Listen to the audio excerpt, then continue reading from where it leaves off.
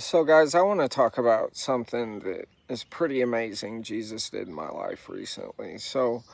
Um, when the order of protection for my wife got granted, I was approached in the courtroom after the hearing ended, and it was a DCS worker.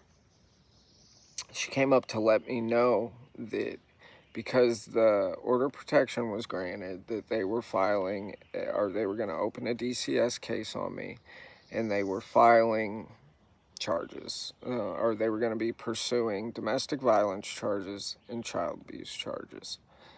So I was devastated and terrified because those type of charges will mess a father's life up for the rest of it. Any chance I may have had at having some custody of my kids or getting to spend time with them, charges like that really, really mess that up. And so I was terrified, and I was praying like, Jesus, I have put so much effort into changing, and now that I'm here and I'm chasing you again, and like there's fruit in my life finally, this should be the time that, I felt stuff shouldn't have been, accusations shouldn't have been coming against me. Charges shouldn't be being filed at me at this point in my life. Come on, I'm straightening up. That's the way my mind was thinking. And so,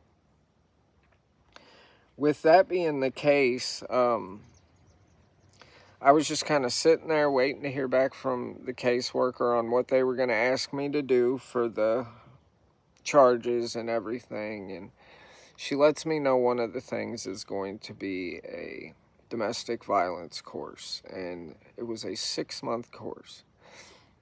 And I knew that that was just going to extend the amount of time that I was going to have to spend without my children. And so I asked her if there was anything that can be done about it. She said, Alex, I don't know. I wouldn't expect it, but I'll ask my supervisor to call me back in a couple days.